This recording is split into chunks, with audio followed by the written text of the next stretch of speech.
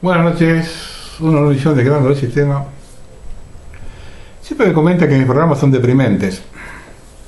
Por eso la gente vota alegría. Sobre todo en la ciudad de Buenos Aires, especialmente en el Ministerio de Educación. Claro, como las escuelas están cerradas, no hay mucho por hacer. Ya lo dijo Larreta varias veces, son la revolución de la alegría.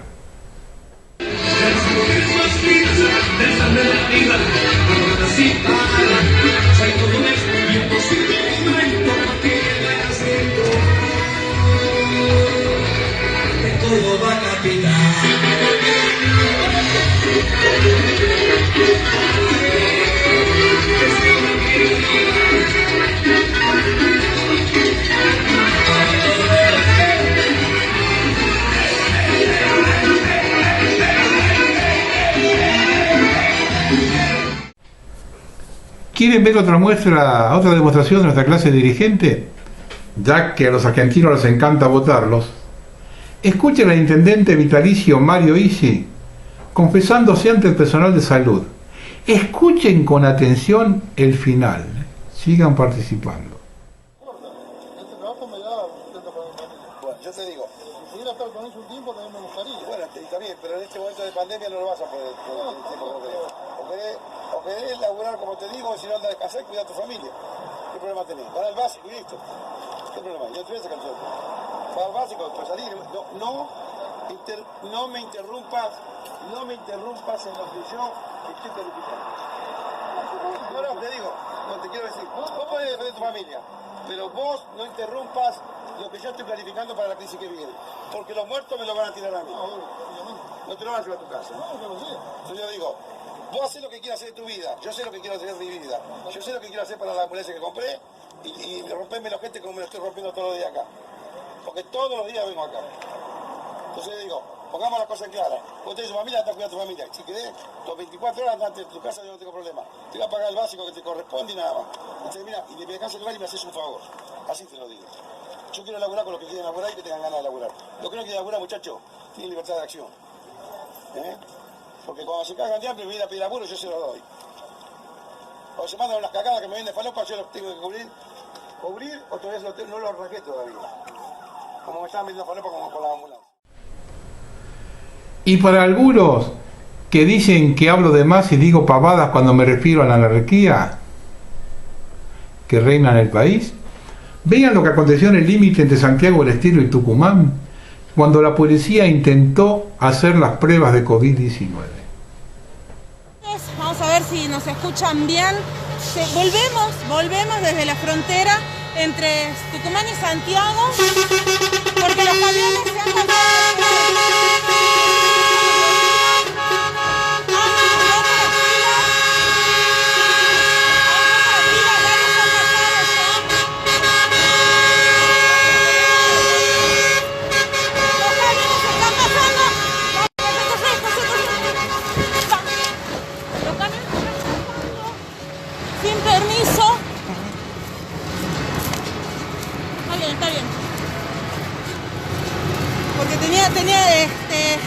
Bueno, los camiones han roto la fila. Acá esto se está tirando por la banquina.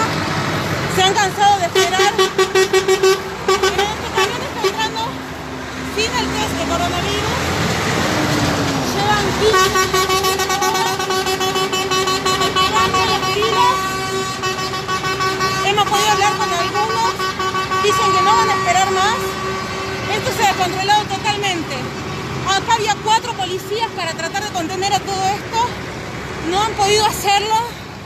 Esos camiones, y ¿sabes qué? Les tomamos la patente porque nosotros nos hemos solidarizado con la situación de los camioneros, pero esto que está pasando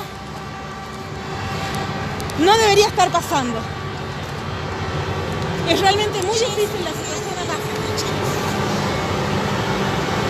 Todos estos choferes no les hicieron el test de coronavirus.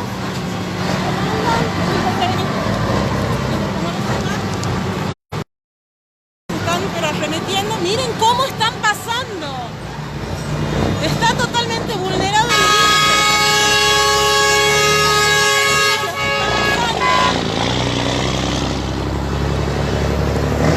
Encima las polvaredas no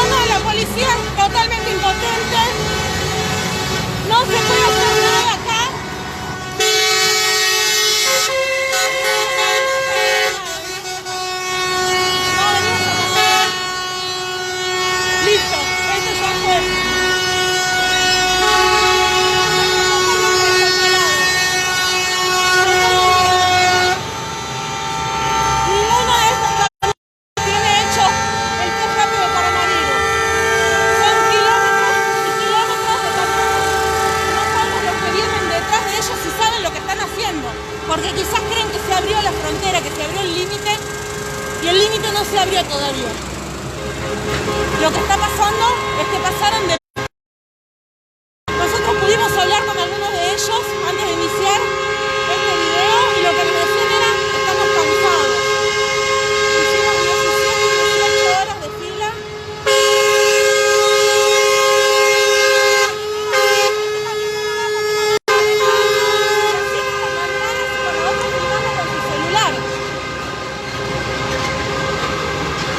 Ahora por lo menos, a diferencia de cuando comenzamos el vivo, ahora por lo menos vienen por el carril contrario de la ruta. Cuando comenzamos el video se tiraron por las banquinas. Se tiraron por las banquinas. 4 policías no pudieron hacer nada, intentaron colocar conos. Realmente no sé. 5 policías, 5. Ahí estamos viendo otro. Salió todo el personal del CIPROS a mirar lo que está pasando. Lo hemos visto en vivo. Ahora se detuvieron los camiones. Muchos de los camioneros, algunos de los camioneros que nosotros hemos entrevistado en el vivo anterior, han roto las filas y han pasado de prepo y ahora...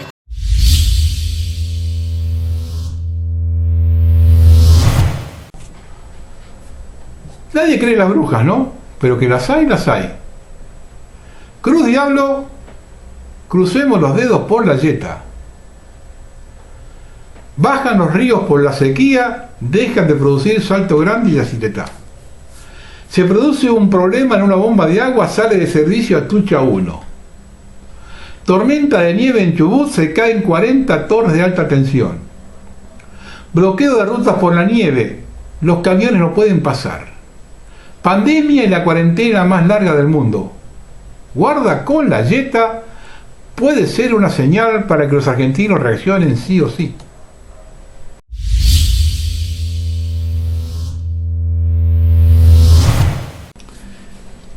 En el programa anterior dije lo siguiente: no puedes ganar a menos que sepas que estás en guerra. Y ahora le agrego esto: el enemigo jamás tiene razón. Si no entienden esto, dedíquense a ver videos musicales, no pierdan más el tiempo. Porque el enemigo se mueve así y nos ha declarado la guerra y nosotros respondemos tal cual ellos lo esperan. George Ivanovich Gurdjieff dijo: estando entre lobos tienes que aullar como ellos. No hay que dejarle un solo resquicio por donde puedan entrar, porque ellos no dejan ninguno. A este hombre jubilado de Quilmes se lo trata como un delincuente porque lo mató a 50 metros de su casa. A ver si lo entendemos. Este señor fue agredido dentro de su casa por 5 valientes delincuentes armados que atacaron a una persona que podría ser su abuelo y con serios problemas de salud. Es decir, 5 jóvenes contra un viejo enfermo. ¿Alguien consideró lo que sufrió ese hombre durante la agresión para que ahora salgan en coro a condenarlo? Y lo escuché de voces que creí que tenían las cosas claras. Entre el infierno de la agresión dentro de la casa y el incidente a 50 metros pasaron 2 minutos. ¿Puede una cabeza enfriarse en ese tiempo? Dicen que el delincuente le suplicó. ¿Escucharon las súplicas cuando lo atacaron 5 dentro de su casa? Otro jubilado de Mar del Plata mató a un ladrón dentro de su casa y lo primero que salieron a decir es que la escopeta no estaba registrada. Y si metemos todo en la bolsa del sistema, así llevan preso a un ciudadano en Rosario solamente porque salió a trabajar en su bicicleta. Acá tenés al gobierno que libera a violadores y detiene a trabajadores. Esta es la democracia que tanto les gusta, mientras los medios comprados por el kirchnerismo hacen silencio.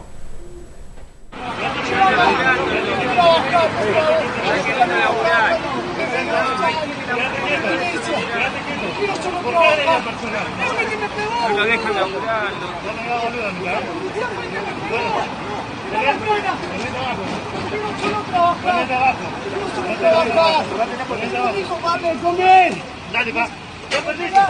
Si me pegaste una patada por gusto. Si fue el que me estaba pegando, boludo. Fue el que me estaba pegando. Quédate quietito. Yo quiero trabajar, nomás. Yo no quiero trabajar. Si yo miro tu retina, Quiero trabajar. Solo trabajar. Solo trabajar. Este me pegó. Ese. ¿Dónde está el que le pegó? Por gusto. Yo quería irme en la bicicleta. No te preocupes. Yo quiero laburar, por favor. Me pegó por gusto. familia me daría vergüenza. Ganarte la plata dignamente, no. Quiero trabajar. Quiero solo trabajar. Che, déjelo, por favor. Quiero trabajar, mirá. Son laburantes, mirá cómo le pegaron, mirá cómo le dejaron. No. Ese es el resultado. ¿Cómo te das cuenta que es el resultado? Ese es el resultado de que estamos esperando. ¿Qué pasa? Quiero solo trabajar. Solo trabajar quiero. Quiero trabajar, auxilio. Quiero trabajar. No, que me van a pegar el espejo. Me van a pegar.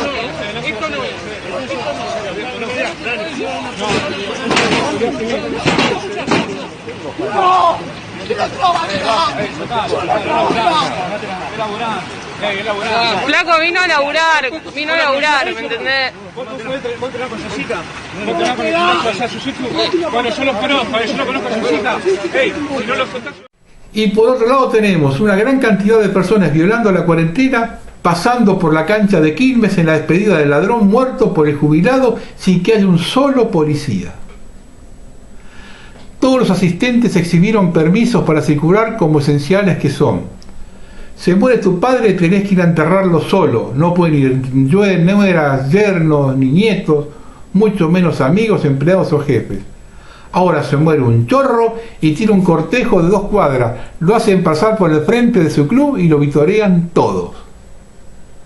El ladrón muerto en Quilmes era parte del aparato del Barba Gutiérrez, ex intendente y uno de los puntales del triunfo de Mayra Mendoza. ¿Tenían vía libre para salir a robar? ¿Es el pago que reciben por sus servicios a la política? ¿Será por eso que nadie da una explicación? ¿Dónde está Bernie?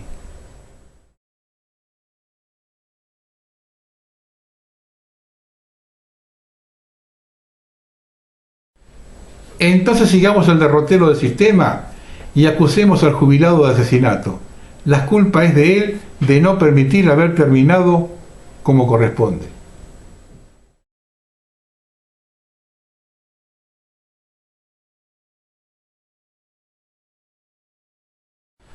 Comenzamos a ver cómo termina esto.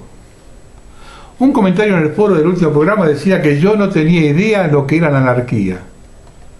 ¿Me explican cómo se llama a esto?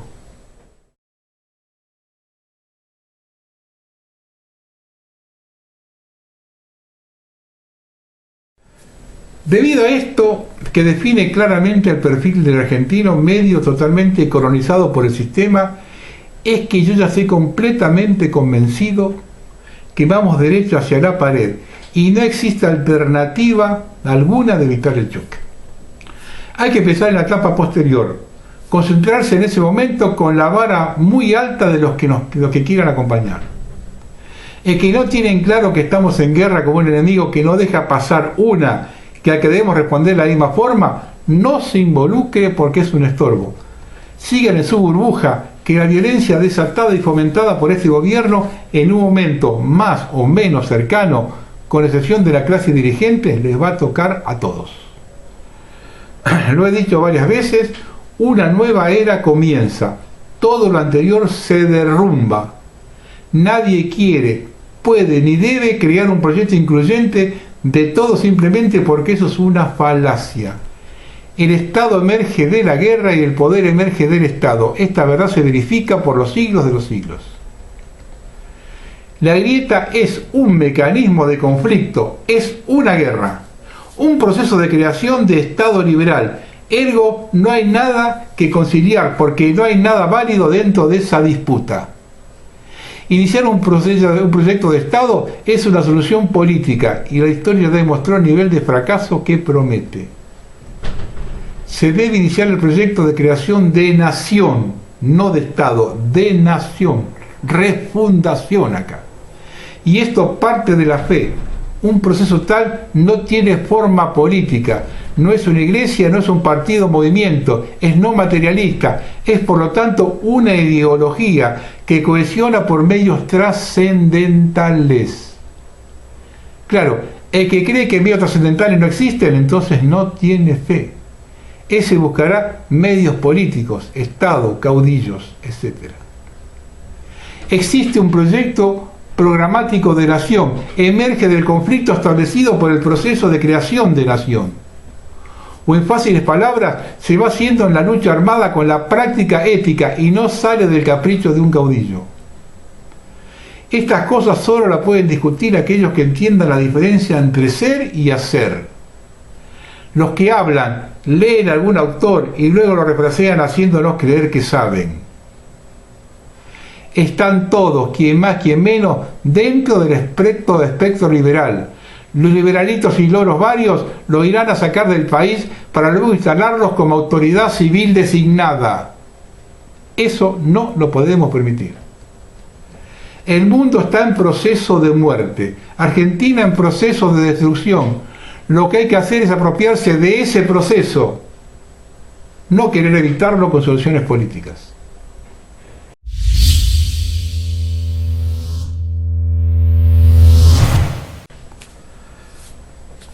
Hace algunos años dije que la inseguridad es una estrategia de dominación del sistema. Pocos programas atrás manifesté que cuando se les acabe el encierro con la pandemia, lo iban a hacer con la inseguridad. No me equivoqué. ¿Es casual la violencia reciente? El barrio La Trocha, General Villegas, es humilde. Y si bien las calles están asfaltadas y hay luminaria, no todas funcionan. Por eso el 17 de junio pasado, 7 nenes jugaban en la calle debajo de la única luz que podía alumbrarlos. Sin embargo, no pudieron ver la moto que llegó a toda velocidad y atropelló a Bautista. El nene de 9 años murió por el impacto. Bautista estaba tomado de la mano de otra nena cuando la moto le pegó en el pecho y lo voló por el aire. Cayó de cabeza. El conductor, Elías Román, recién pudo frenar a los 70 metros. Miró y se escapó. Lo detuvieron cuando apareció en el hospital. Las pericias determinaron que la moto, con pedido de secuestro desde diciembre de 2019, no tenía frenos y podía cazar a una velocidad de 80 km por hora. Tampoco tenía luces. Es común que las roben y las preparen para escapar de la policía, por eso las hacen más livianas, pero también más ruidosas. A las 48 horas y en el mismo momento que estaban sepultando a mi hijo, lo liberaron. Recibí un llamado de una persona que me avisó. Me salió salir corriendo de la casa de la madre de Elías. Quería preguntarle por qué su hijo había hecho esto. No tuve ninguna respuesta. Reveló con mucho dolor Antonella Gómez, la mamá de Bautista. Ella y los 2 hermanos del nene de 6 y 11 años permanecen bajo tratamiento psicológico. Además, Antonella tiene un botón antipánico y custodia policial porque recibió amenazas. 3 motos pararon frente a su vivienda y empezaron a acelerar para intimidarla, señaló Leiva sobre las presiones que recibe la mujer que vive a 5 cuadras de la casa de Román. Le mataron al hijo. El joven de 18 años que manejaba la moto tiene antecedentes. Prendió fuego una casa por un problema con una novia. Tiene hurtos y un episodio por mano armada. No es algo común en General Villegas, digamos que es un mal arriado, lo escribió el abogado. Tenemos testigos que dicen que nunca dejó de acelerar. Las pericias de la moto sin frenos, sin ni luces y robada. Sin embargo, la jueza de garantías Anastasia Márquez lo liberó sin darle más tiempo a la fiscalía para recolectar más pruebas. Tampoco le hizo fijar domicilio. Parece una provocación o una burla. Eso es lo que dice Cecilia de Ludovico. ¿Qué hay que hacer con esta jueza? Primero, ¿qué hay que hacer con esta jueza? Lo primero que acaba de preguntarse, ¿qué hay que hacer con esta jueza?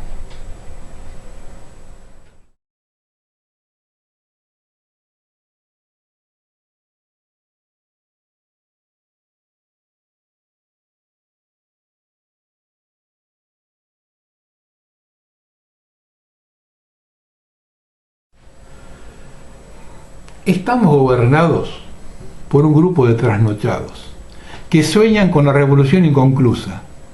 Y ellos se adaptan a la época. La revolución ya no se puede hacer con obreros, porque los obreros lo que quieren es mejorar sus salarios. Hoy hay que hacerlas con delincuentes, marginales. Ahí tienen por qué largaron a los delincuentes presos, los violadores y pedófilos, que son psicópatas.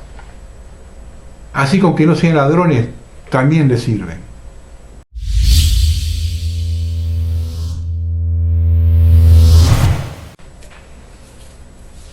Esto lo escribió Claudio Gentiluomo, que tiene relación con lo anterior. Historias del conurbano. Escuchen con atención. En agosto de 2018, el Tribunal Oral número 3 de Quilmes juzgó a los asesinos de Adrián Novillo, un chico de 16 años que murió después de agonizar 13 días, luego que una banda de delincuentes de la Villa La Vera lo masacra a golpes y patadas. Esa banda la integraba Franco Piolo Moreira, el barra brava que asaltó a Jorge Ríos y terminó muerto en la calle por el disparo desjubilado, hastiado de los robos, de escuchar pasos en el techo, de perder desde una bordeadora hasta las herramientas de su taller de herrería. En ese juicio, hace 2 años, se vio a Luis Omar Daer, uno de los abogados más caros de Quilmes, defendiendo a Fernando Amaro, quien hoy cumple una pena de 12 años y 8 meses por ese crimen. Amaro vivía en una casa de ladrillo, de canto y chapa, cuyo valor multiplicado por 10 es lo que se necesita para sentarse a conversar con el abogado Daer. ¿Quién le pagó los honorarios?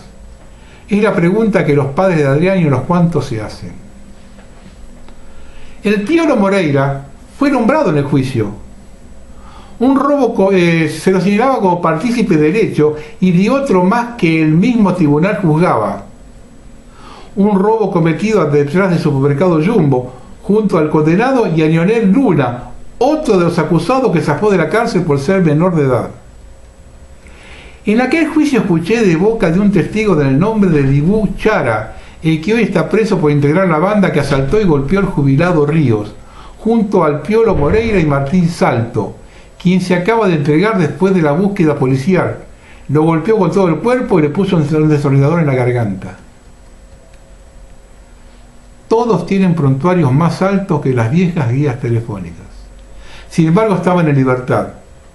Chara desde abril pasado, gracias al coronavirus que lo sacó de la cárcel, donde purgaba penas por robo agravado. Este sí que es muy jodido, me había dicho el comisario en su momento. Para el juez o la jueza que lo soltó seguramente no era tan jodido. La pregunta era quién los había reclutado cuando se citó desplazar a Osvaldo Dedo Becerra del liderazgo de la barra brava de Quilmes.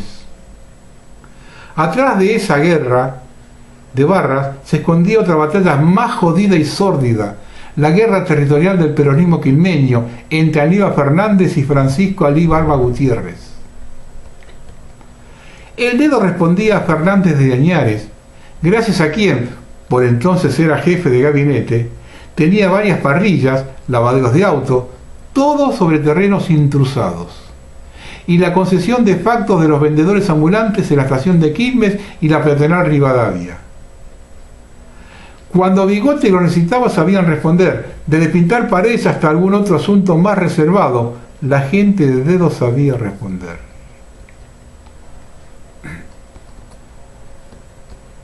A ningún intendente le gusta que estos grupos le operen en contra. Por eso reclutó a Ramiro Bustamante, junto con Anguila y Hueso. Les dejó hacer lo que quisieran a cambio de conseguir que su archienemigo político perdiera tanto poder dentro del club como en la policía. Droga, aprietes, delitos y hasta salarios oficiales. Bustamante fue nombrado asesor B en la comuna quilmeña, hoy unos 80.000 pesos de sueldo, que siguió cobrando incluso cuando la justicia lo detuvo. Uno de los suyos, Mariano Caliba, me confesó en mi programa radial cómo pagaban con droga y cargos los servicios para Gutiérrez.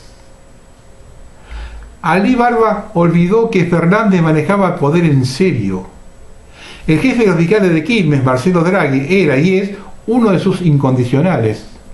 María del Carmen Falvo, por entonces procuradora general, también le respondía. Y Martín Ordoqui, miembro de la Cámara de Casación, fue empleado suyo en el Senado. Billetera mata galán y aparato judicial mata aparato intendente.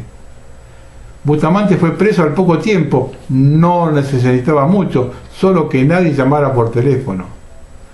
Además de robar joyería y extorsionar empresarios, Ramiro fue a tirotearse con Becerra y a balear uno de sus lavaderos. Tenía un 5 para el truco y le había visto la carta. Fue ahí cuando la banda de Vera se desmadró. El negocio de manejar la hinchada, el estacionamiento, los puestos, las entradas se terminó con Ramiro preso y los lumpenes tuvieron que salir a robar. Gutiérrez les mantuvo el curro de los trapitos hasta que se dieron el lujo de apuñalar al papá de Adrián en una fiesta del municipio unos años después. Allí apareció la gorda Lili, una dealer de poca monta, quien no trató en darse cuenta que además del porro y el raviol, el negocio de las armas era muy redituable. Era ella quien le alquilaba las armas a los Moreira, los Amaro, los Rasta y los Chara. Hoy está prófuga. Algunos dicen que protegida por un excomisario de Florencio Varela que le proveía la droga. Otro que simplemente se mudó a una villa del oeste de Gran Buenos Aires. Don Jorge Adolfo Ríos está durmiendo, vaya a saber dónde. Frente a su taller de Ayola se hacha un móvil policial custodia su casa y su taller para que la banda y sus familiares no terminen de desguazarlo. ¿Cuánto tiempo se quedará?, me pregunto. No seas boludo, Claudio. No te metas ahí. Tiene protección política, me dijo un comisario que ahora juega en las grandes ligas de la seguridad provincial. Cuando a las 2 de la mañana de esta madrugada, de vueltas en la cama pensando qué dato me olvidé de la nota, me voy a acordar de tantas y tantas mamás que conocí reclamando justicia por los hijos asesinados y cuyos autores algo tenían que ver con Villa La Vera. ¿Y ustedes piensan que esto no va a colapsar? Argentina no va a colapsar con esto.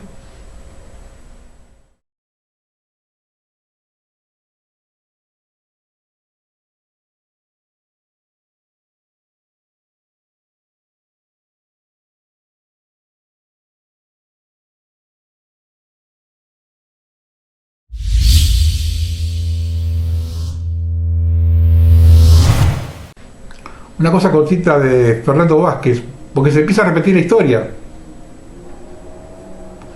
3 delincuentes encapuchados coparon una planta transmisora y receptora de la Prefectura Naval Argentina. Y luego de atar a 3 miembros de esas fuerzas de seguridad robaron armas de fuego, chalecos y numerosas municiones. El audace ilícito ocurrió en la localidad bonaerense de Seiza y los pesquisas buscan los autores cinematográficos suceso.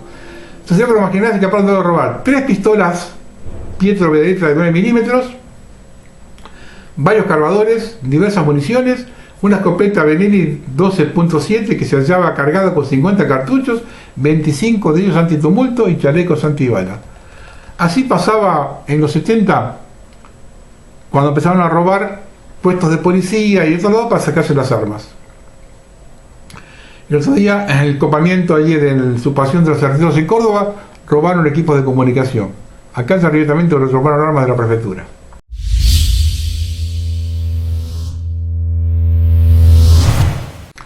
Yo lo dije en el programa anterior acerca de la agresión a las comunidades aborígenes. Se está cumpliendo. Yamila Belizán, vocera de su comunidad, fue arrestada sin orden judicial, brutalmente golpeada y arrastrada y llevada a la comisaría 9 de Orán, en Salta, que se encuentra a 1 hora de distancia de la comunidad. Los efectivos policiales que actuaron eran todos hombres incumpliendo la ley. Entre los heridos hay un bebé. La comunidad aborigen emitió el siguiente comunicado. Escuchen. Le exigimos al gobierno nacional que intervenga de inmediato para el resguardo de los derechos de la comunidad guaraní Cherrú Tumpá en Colonia Santa Rosa. Y le pedimos a todos los pueblos indígenas y el pueblo argentino que levante su voz de indignación y repudio frente a estos acontecimientos. Quieren detener también al cacique dejando a la comunidad sin sus autoridades tradicionales. En el hospital no nos quieren recibir para constatar las heridas y certificar la represión. Desde el movimiento de mujeres indígenas por el buen vivir, entendemos que en la Argentina se está llevando adelante una guerra de baja intensidad contra los pueblos indígenas, con el objetivo de exterminarnos y permitir el emplazamiento de empresas extractivistas. No lo permitiremos. Le rogamos hagan circular este comunicado.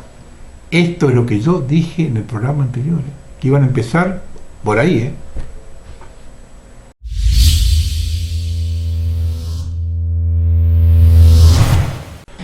Esto me lo escribió mi amigo Javier Cornejo.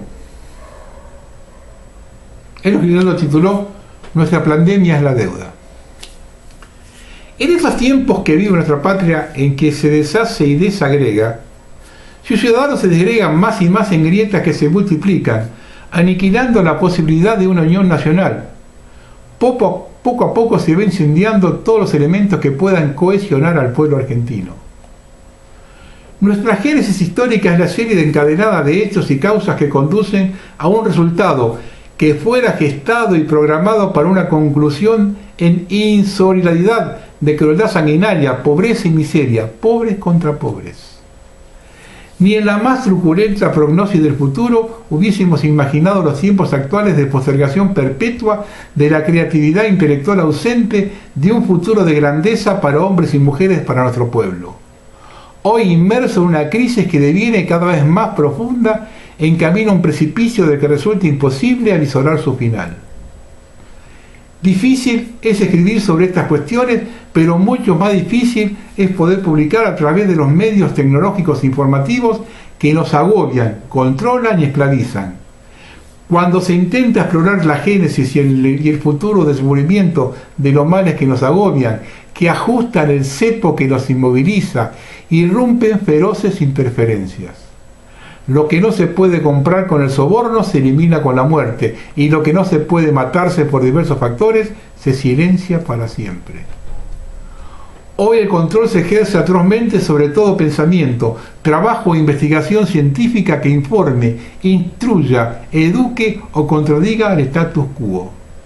Si es así, se bloquea, no se edita, no se comenta, no se distribuye y ni siquiera se anoticia de su existencia. Así se silencia toda investigación intelectual perturbadora.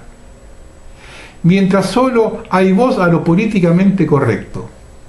El pueblo argentino quiere saber de qué se trata, como en 1810, que no entendía qué ocurría y siguió sin entenderlo nunca. En estos días en que la desinformación o la noticia direccionada es la constante, el manejo de la misma es el arma fundamental para que los pueblos soyugados consideren a las desgracias económicas que sigan sus vidas como un fenómeno natural. Con la desinformación las víctimas no tienen diagnóstico de los males que sufren, por eso nadie acierta con el tratamiento. Hoy, lo que ocurre en días de pandemia y futuro caos nacional, inmersos en esta globalización depredadora de saqueo de los estados y masacre de sus pueblos, planificada y conducida con un método de muerte gélido y aterrador que obedece a un plan cruelmente establecido de desalojo de los argentinos de esta geografía. Cada vez más parecemos un pedazo de tierra con gente arriba con casi nada en común, con intenciones de fragmentación territoriales que surgen en la génesis británica de su Brexit por Sport. Territorio tributario de deuda impagable que posibilita un saqueo sin fin.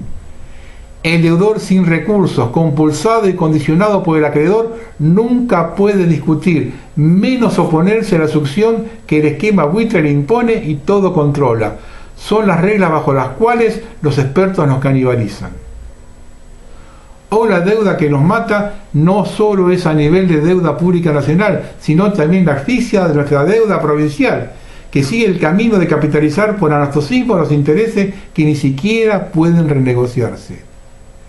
De allí que es preciso que el ciudadano nunca conozca de que estas cuestiones dinerarias de soberanía económica decisivas para el devenir que nos espera, y es preciso que todos estemos encarcelados, con miedo, sin darnos cuenta que el miedo no para la muerte, el miedo detiene la vida y nos convierte en esclavos que aceptamos mansamente la aniquilación de la poca libertad que nos queda. Javier Cornejo.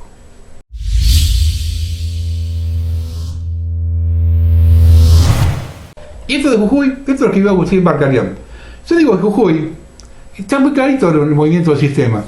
Ahí metieron durante un montón de años un impresentable como es Milagro Sala. Entonces, para sacarse a Milagro Sala de encima, bueno, ahí votaron a otro impresentable que es el gobernador Morales. Algo parecido pasó en Buenos Aires, ¿no? Donde para sacarse a Macri de encima se vota a los Kirchner.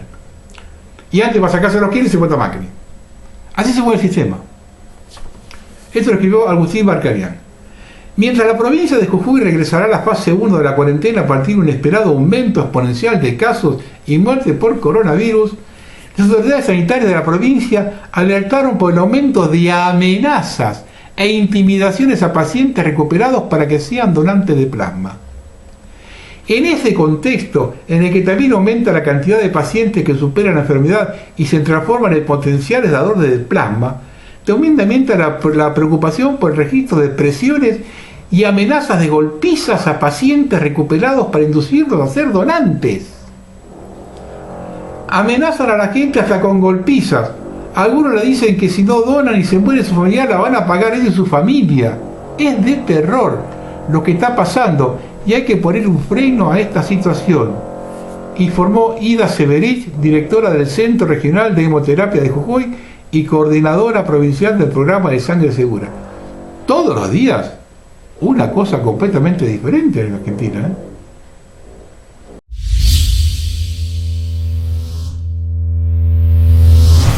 Otra cosa de la que no se habla. Esto es lo que vio rapal.org. La era del dengue y la extinción de los sapos. Interesantísimo. Miren. Hay un vínculo muy fuerte entre las fumigaciones y el resurgimiento de enfermedades como el dengue. Buena parte de la epidemia que tuvo lugar en el Chaco en 2009 está relacionado con la tala del monte para sembrar soja y el uso de agroquímicos que eliminan los depredadores naturales de los mosquitos. La desaparición de los sapos es una muestra de eso.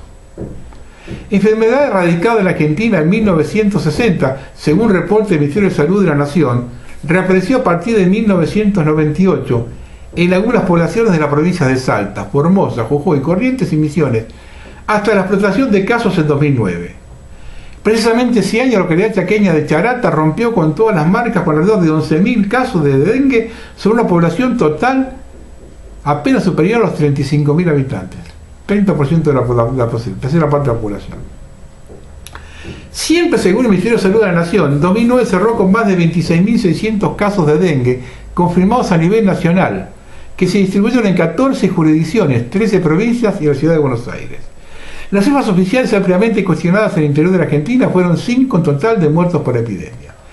Pero la evolución no quedó circunscrita a solo sucesos de 2009. Año a año, sobre todo entre los meses de enero y abril, se repiten las denuncias respecto a la aparición de nuevos casos, y una muestra de ello puede ubicarse en los casi 185 infectados con dengue registrados durante el primer trimestre de 2013. Al momento de evaluar las variables que operan a favor del crecimiento de este problema, expertos y estudios consultados por este autor coinciden con una primera conclusión. Pese a no ser endémico, el dengue parece haber irrumpido para quedarse definitivamente en la Argentina. Y aunque su despliegue es imposible de atar a un solo factor, la expansión de la enfermedad guarda relación directa con la ampliación de la frontera agropecuaria, la supremacía de los monocultivos a base de transgénicos y la masiva aplicación de pesticidas.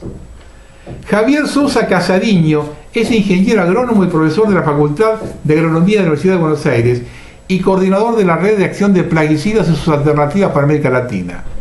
Investigador y autor de trabajos que específicamente abordan el vínculo entre los monocultivos y la reaparición del dengue. El especialista no tuvo reparos en sostener que es indudable que el modelo productivo basado en el monocultivo de soja transgénica, la utilización de herbicidas, fungicidas e insecticidas posee su impacto en la tasa de reproducción y supervivencia del vector. Este es el mosquito Aedes aegypti. En primer lugar, la deforestación y quema de bosques y montes para dedicar las áreas de tierra de cultivo de soja ha determinado la migración de los mosquitos hacia zonas donde han encontrado condiciones óptimas para su supervivencia, trasladándose hacia zonas urbanas. Los huevos embrionarios podrían resistir temperaturas extremas manteniéndose visibles entre 7 meses y un año. Dado que en sí mismos los monocultivos son insustentables, requiere la utilización decreciente de insecticidas y herbicidas, con lo cual no solo impacta en la supervivencia de los insectos, sino en los enemigos naturales. No solo Sousa Casariño ligó la problemática del dengue al esquema de producción, también surgieron voces como el de Humberto Bravo, por entonces presidente del Colegio Médico Gremial de Resistencia. En una serie de apariciones periodísticas, Bravo denunció que de confeccionarse un mapa con la distribución del dengue, tanto a nivel nacional como regional, el gráfico coincidiría completamente con otro que refleje la expansión del cultivo de soja. Lo expuesto por Bravo debe su origen a otro artículo que, obra del ingeniero agrónomo y médico genetista Alberto Lapolla, también vio la luz en 2009. Bajo el título Argentina, sojización y dengue, una mancha más para el complejo sojero, dicho trabajo denuncia la equivalencia del mapa correspondiente a la invasión mosquitera con el que la multinacional Syngenta llamaba la República Unida de la Soja. Syngenta llamaba la República Unida de la Soja, es decir, la región comprendida por las zonas de Bolivia, Paraguay, Argentina, Brasil y Uruguay, sembradas con el mágico poroto transgénico forrajeado producido por Monsanto. Se da cuenta, ¿no?, que ellos ya pasan por las fronteras naturales, República Unida de la Soja. En otro pasaje del documento señala que el uso masivo del glifosato y otros pesticidas como el paraquat posee una acción devastadora sobre la población de peces y anfibios que naturalmente controlan la evolución poblacional de los transmisores del dengue. Esto puede comprobarse por la casi desaparición de la población de anfibios en la pradera pampeana y en sus cursos de agua, principalmente ríos, arroyos, lagunas y bosques en galería, así como el elevado número de peces que aparecen muertos en los mismos o por la aparición de los mismos con fuertes deformaciones físicas y con graves afectaciones en su capacidad reproductiva, como han informado reiterados estudios de investigaciones de diversas instituciones de la pampa húmeda. Destaca el texto de Lapolla. Este cambio en la alimentación, que fue obra del prócer del kirchnerismo, no uno de los próceres del kirchnerismo, que es Solá, hoy canciller, que fue el que introdujo la soja en la Argentina. Y lo tenemos ahí premiándolo por semejante trabajo a la patria como canciller en ese momento.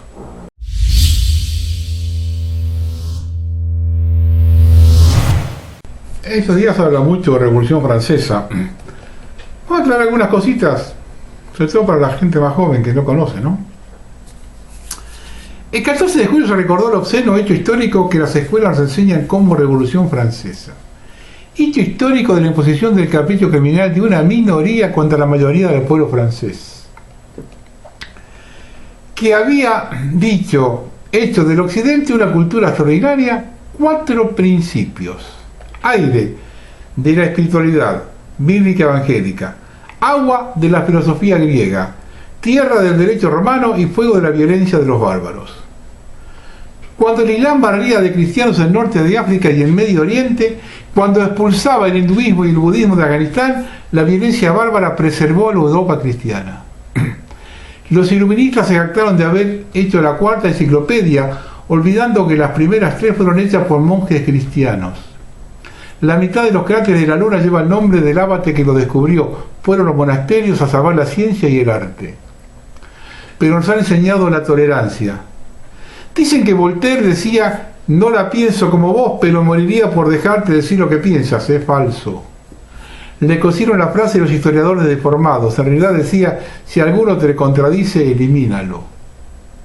También tenía esclavos y decía que si los africanos no eran buenos para ser esclavos, entonces tendrían que ser asesinados. De los hebreos sostenía que no estaban bien sobre la tierra. ¿Y Rousseau? ¿Cuántas dictaduras nacieron inspiradas en su absurda obra del buen salvaje? Uno que hacía hijos para después abandonarlos en orfanatos, porque costaba menos que mantenerlos. Y los interesantes constructivos escritos que dejó elogiando cuanto sea divertido copular con prostitutas de 10 años hambrientas. Cuánta luz, cuánto mito. La Bastilla tenía 14 presos, 2 por jurar en falso, 4 estafadores y el resto por delitos menores. No hubo jamás opositores políticos. Y mientras estaban en la cárcel, sus mujeres e hijos no fueron tocados. Cuando los subordinados toman la Tuileries, los soldados suizos que la defendían fueron castrados vivos. El rey Luis y María Antonieta fueron considerados fuentes de todo mal. La reina odiada por un collar falso que se negó a pagar a un falsificador. Y Street de la época hizo el resto. Fue encarcelada junto a su hijito de 8 años. Lo tenían en una habitación contigua y lo golpeaban todos los días para que su madre lo oyese gritar. Lo pusieron por 6 meses en una habitación oscura, emparedado, dejando solo un hueco para darle de comer. Salió del claustro lleno de excrementos y comido vivo por gusanos solo para morir. Ningún rey francés eliminó opositores en celdas oscuras ni persiguió hijos y mujeres. Levandi fue el primer exterminio de masas. Este paquetito se miente en las escuelas de todo el mundo. Millones de ignorantes toman apuntes de neohistoria y con ella construirán las reglas y con las que harán leyes para juzgarnos por el delito de pensar. Esa es la farsa de la Revolución Francesa, creada por la masonería, junto con los jesuitas, la dupla de siempre.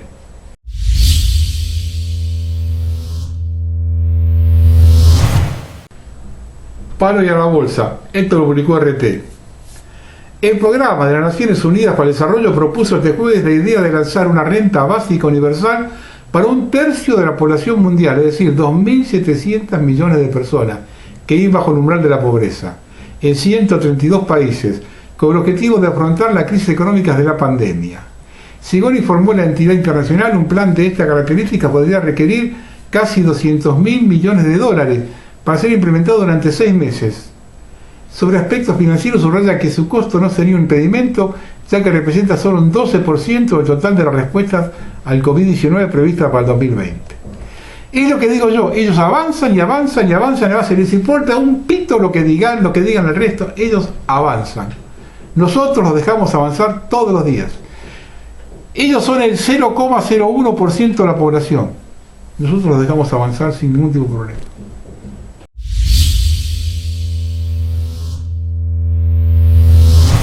Y ojo con esto lo escribió Sol Drinkovich. Ojo con esto. A pedido de Alberto Fernández, China renovó el swap por 8.500 millones de dólares que venció el 17 de julio y está vigente en diciembre de 2015. El nuevo acuerdo permitirá que el Banco Central mantenga su nivel de reservas brutas para que sean utilizadas en caso de necesidad.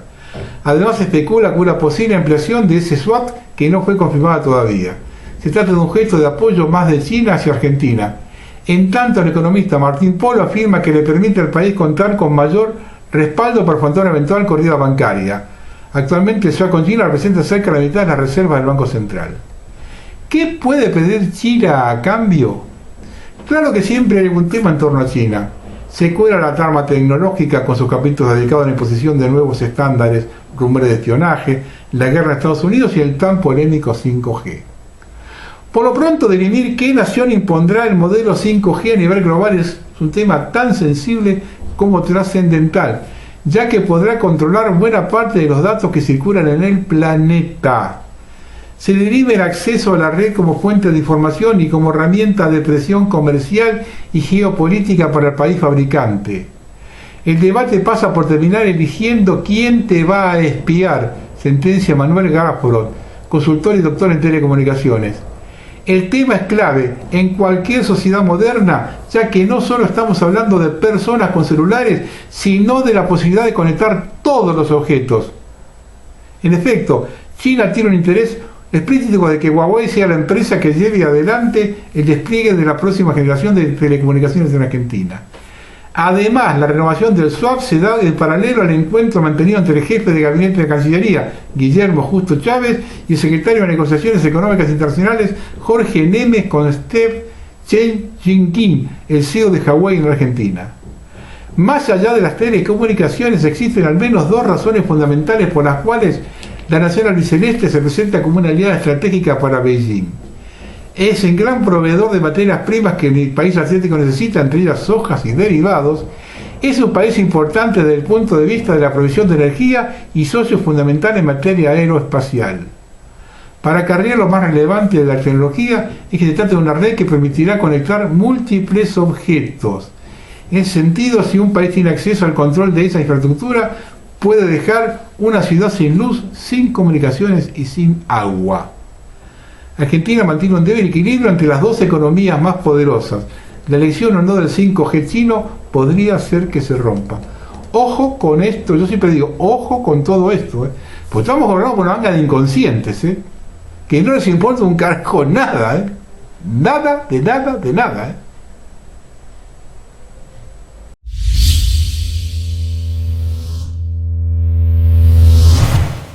Y escuchen esto, que es parte de lo que yo vengo sosteniendo. Nosotros nos casamos con los chinos y los chinos nos usan como base de exploración. Felipe Solá sigue siendo un útil gestor del agronegocio. De hecho, hoy es el virtual ministro de Agricultura de la Nación, cumpliendo roles inclusive más importantes que el propio titular de la cartera ministerial, articulando con el ICA para la implementación del AgTech, asegurando la provisión de insumos necesarios para que las grandes corporaciones del agronegocio puedan satisfacer la demanda interna de los formulados comerciales de glifosato y 2,4-D, y se puedan seguir con las fumigaciones durante la cuarentena. Y ahora gestionando tanto para que la soja transgénica de la empresa Beijing Devenok Technology Group Co. Limited pueda ser sembrada a gran escala en todo el territorio argentino como instalación masiva de feedlots porcinos para satisfacer la demanda del mercado chino. Pero ahora viene lo más interesante. Felipe Solá, responsable de que con su firma se haya implementado el modelo cocido del agronegocio en Argentina, sigue con su sola firma exponiendo a la población a la biodiversidad a daños irreparables. Y escuchen esto. Esto es gravísimo. China autorizó la importación de 2 variedades nuevas de soja modificadas genéticamente, incluyendo por primera vez una desarrollada por una compañía oriental, Beijing Devenok Technology Group, y que será experimentada a gran escala en todo el territorio argentino, en razón que si China es el principal comprador de soja, se produce en la Argentina. Van a experimentar acá con una soja que no se conoce. Las actuales autoridades nacionales quisieron distraer con Vicentini la burda excusa de la soberanía alimentaria, y nosotros denunciamos oportunamente que era una falsedad ideológica y hoy lo ratificamos.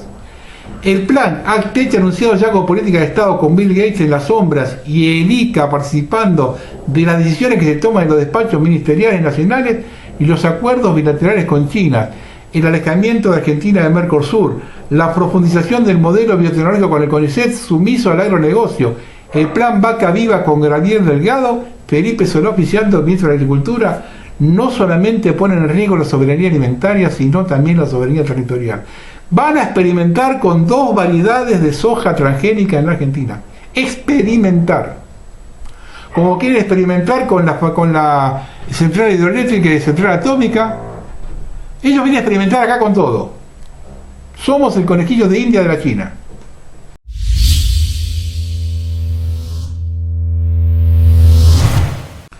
¿Quién era como de China? Esto lo publicó el BBC News.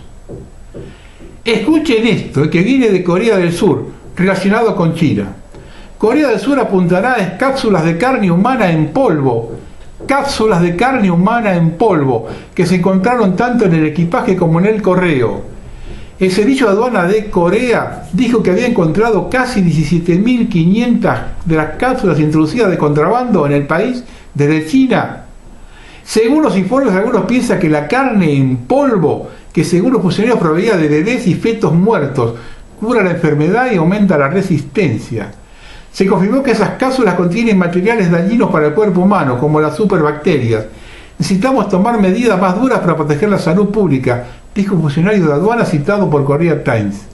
Las acusaciones de que las cápsulas de carne humana estaban siendo traficadas desde el noreste de China a Corea del Sur surgieron el año pasado en un documental de televisión de Corea del Sur. Esto lo digo yo. Cuando se es colonia de un imperio, no hay posibilidad de oponerse a sus decisiones.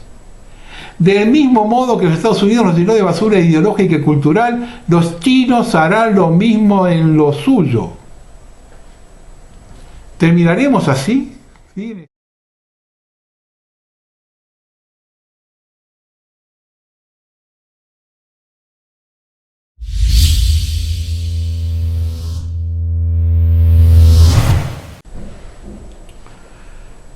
Para algo están los campos FEMA. Yo hace como 5 años que hablé de los campos FEMA. Me miraba un cara raro en aquel momento, ¿no?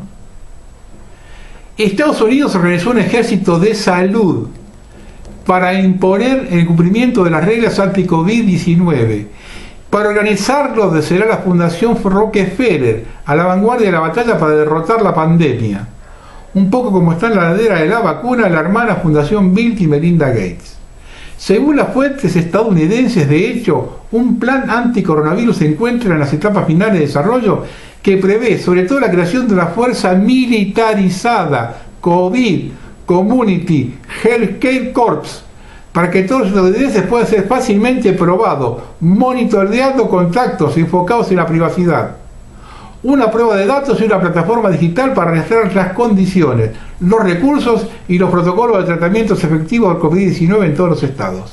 En todos los estados. Pregunto, ¿y Trump? En otra cosa.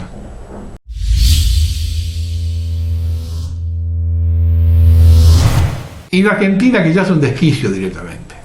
Escuchen esto. Yanina Marquesini se mudó a la ciudad de La Plata a principios de abril para trabajar como enfermera en 2 sanatorios privados, uno en Ensenada y otro en la ciudad de Buenos Aires. Como trabajadora esencial cuenta con los permisos para circular libremente, pero eso no le sirvió de nada el último fin de semana en el retén policial de General Lavalle. Según relató a varios medios locales, su auto particular estaba averiado y para poder llegar debió pagar un remis. Cuando se encontraba a 25 kilómetros de su destino, fue retenida en un control policial.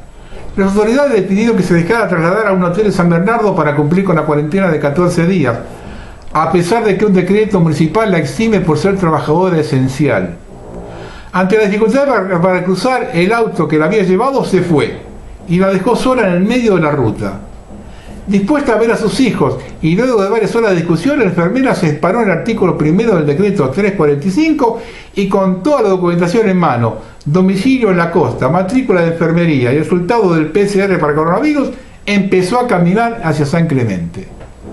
Caminó 16 kilómetros sola, en medio de la noche y bajo la lluvia. En medio de ese calvario, a los pocos kilómetros lo alcanzó una patrulla municipal que intentó persuadirla para regresar al control. Se negó. Esa discusión se prolongó por otra media hora más. Sin llegar a un acuerdo, la mujer empezó a caminar de nuevo. A los pocos minutos de continuar la caminata, notó que la patrulla venía siguiéndola. Sin embargo, no solo la acompañaron a paso de hombre alumbrando el camino. Luego se enteró de que los agentes municipales la habían grabado y compartido el video en redes sociales con comentarios de que ella había escapado de un centro de aislamiento. Recién cuando restaban 9 kilómetros le ofrecieron llevarla.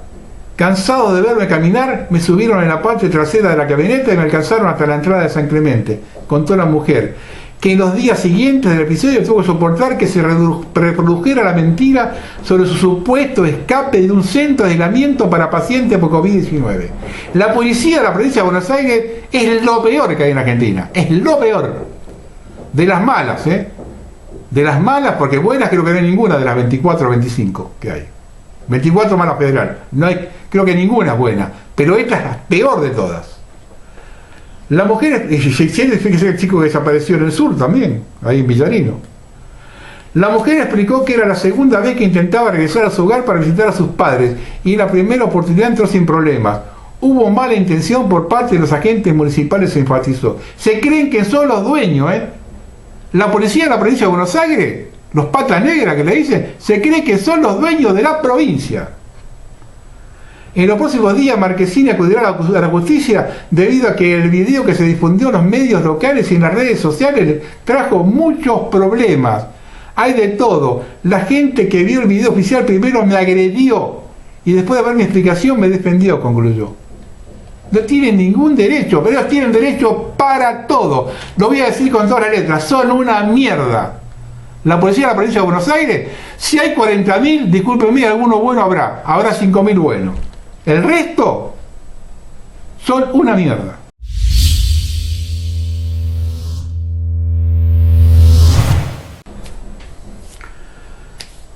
Un par de anécdotas del COVID. Me mandaron los oyentes. Te escribo porque mi mejor amigo se enfermó, estaba muy descompuesto, defecaba sangre y etcétera. Un malestar que no podía ni hablar.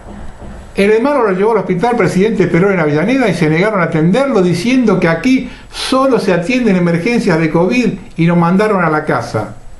También le dijeron que todos los especialistas no iban a trabajar porque estaban con COVID. Esto lo escribió el doctor Villano Salemi. Tengo 27 años de infectólogo, 14 al mando de un laboratorio privado. Jamás el chanta de Pedro Can presentó un trabajo ni fue reconocido como eminencia en nuestra profesión. Es un chanta mediático muy peligroso por su cercanía al poder. Siempre vivió del mangazo, nunca laburó. Y eso es lo último que requiero también. En lugar de aumentarle al jubilado que aportó toda su vida, o pagarle mejor al maestro que educa, al médico que cura o al policía que los cuida, le pagan al jubilado que no aportó. Le pagan al que no trabaja, le pagan al delincuente preso y ahora le pagan al enfermo para que vaya al hospital. Bueno, esto de pagar al enfermo que vaya al hospital, esa cosita de Kicillof, es para aumentar la ocupación de los hospitales, decir que está ocupado un 70, un 80% de las camas y después, con esa excusa, prolongar la pandemia. Porque a mí me dijeron, de Europa me mandaron un aviso, la pandemia, la cuarentena acá no se levanta. Por lo menos totalmente nunca más va a volver a ser como era antes. Y en Europa posiblemente en septiembre la metan de vuelta. Ya en España están corriendo a la gente que está en las playas.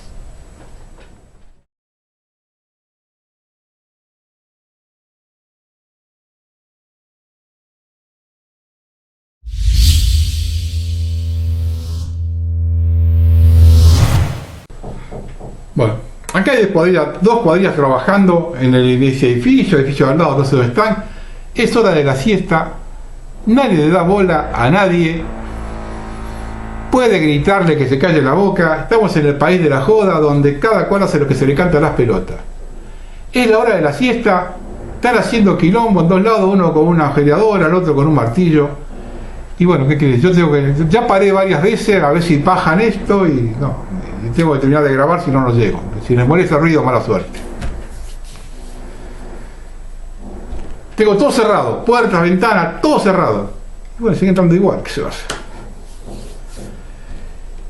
Investigadores italianos descubren que los rayos del sol inactivan el COVID en un 99.9% de los casos.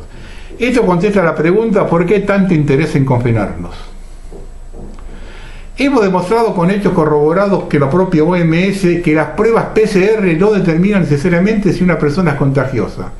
Y aún así se están utilizando para engordar las cifras de rebrotes que provocan luego el confinamiento de la población.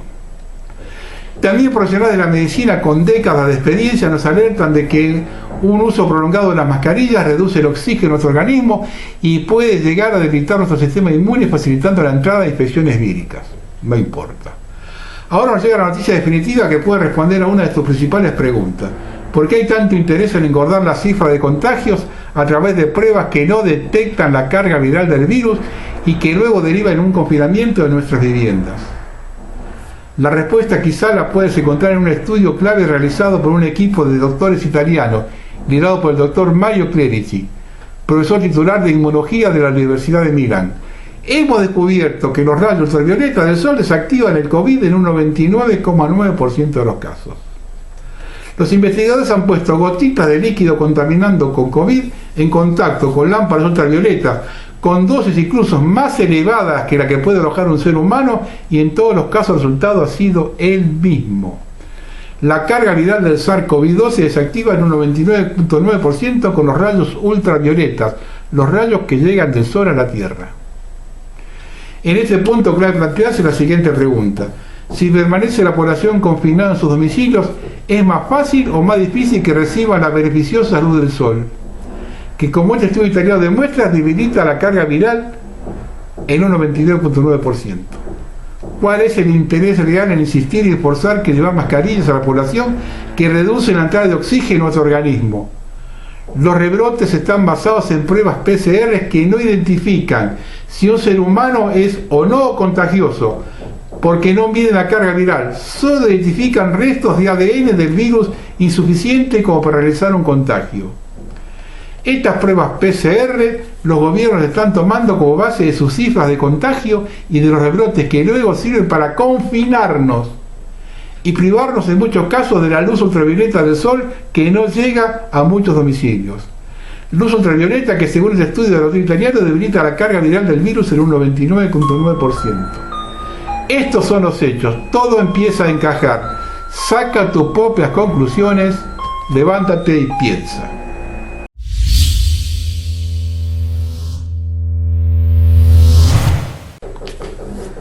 Más de la primavera latina.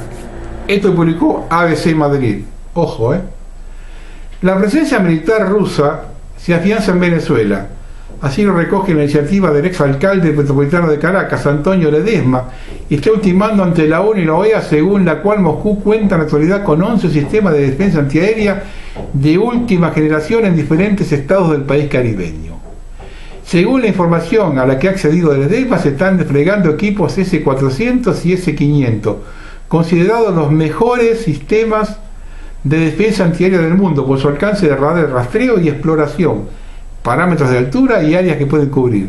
3 de ellos estarían en el estado petrolero Zulia, en concreto en las zonas de Guajira, Perijá y el sur del país. Las Fuerzas Armadas de Brasil consideran que en Sudamérica dejó de ser una región libre de posibles conflictos bélicos y se preparan para intervenir en la solución de problemas regionales, así como la defensa de los intereses brasileños en la zona amazónica y el litoral atlántico, según la nueva política nacional de defensa revelada hace 10 días. Y acá quieren desarmar las Fuerzas Armadas porque no hay ninguna hipótesis de conflicto. Genial, genial. Brasil tiene una cancillería que es Itamaraty, que hace 60 años tiene una línea de conducta. Cualquier presidente que suba tiene que seguir esa línea. Acá tenemos una fantochada que los exteriores acá no tuvimos nunca. Sabemos lo que son. Y acá quiere desarmar, y Brasil dice que tienen Sudamérica dejó de ser una región libre de posibles conflictos bélicos. No se puede dejar de considerar tensiones y crisis en el entorno estratégico con posibles desdoblamientos para Brasil, de modo que el país podría verse motivado en contribuir a solucionar eventuales controversias o defender sus intereses, dice la nueva versión del libro blanco de defensa que expresa un giro en la política de seguridad exterior de Brasil. Esto se publicó Reuters. Lo que estaría pasando con esto de Putin, de Rusia, que tiene esas bases, es que se estaría posicionando para un nuevo pacto de Yalta, que firmará Putin con Trump, si Trump es reelegido, donde se determinaría la zona dólar y la zona yuan, el nuevo pacto de Yalta, ¿no? La zona de influencia del dólar y la zona de influencia del yuan. Porque China no existe diplomáticamente, va bajo el paraguas ruso. Y Estados Unidos quiere la Gran Colombia, Colombia y Venezuela. Y Rusia le sacará a cambio algo similar en Europa, puede ser en los Balcanes, puede ser arriba en la zona del Báltico. Pero se están preparando para un gran, yo vengo diciendo hace rato, un nuevo pacto de Yalta.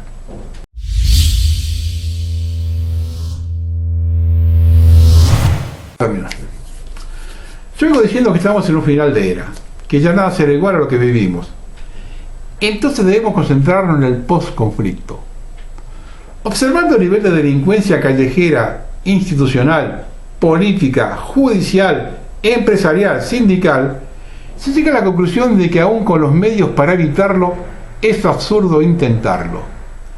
Argentina necesita ser purificada de los centenares de miles de corruptos y de los millones de idiotas. Hay que dejar que se decante para que un gobierno que realmente defienda los intereses nacionales termine con el último corrupto luego de recuperar lo más que se pueda de lo robado. Para lograrlo se debe tener el poder, que solo se obtiene como vencedor de un conflicto, y este hay que ponerse en la cabeza. El poder solo se obtiene como vencedor de un conflicto. Los idiotas se van a subordinar a quien sea que le garantice un mínimo de paz. Lo dije hace pocos programas y lo refuerzo hoy. Lo van a arrear hasta el más inútil. La única virtud que debe tener quien los arree es que no sea tan boludo como ellos. Por eso es que hay que enfocarse en los que la tienen clara. Aunque seamos pocos, no nos engañen tan fácil. Eso sí, recuerden lo que dije al comienzo. No puedes ganar a menos que sepas que estás en guerra y el enemigo jamás tiene razón. Hay que comenzar a librar la batalla cultural, a relativizar todo lo que dicen, a cuestionar una vez y otra vez cada palabra y cada gesto del sistema. Tenemos que fundar una nueva nación con un nuevo modelo económico, un nuevo sistema de gobierno, un nuevo diseño administrativo, una nueva forma de convivencia, todo desde el plano espiritual de la virtud.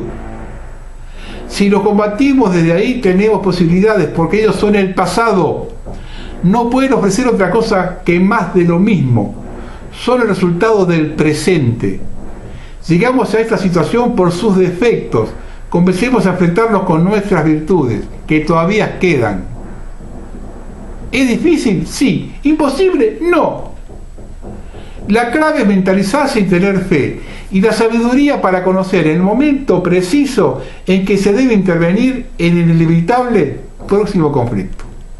Buenas noches.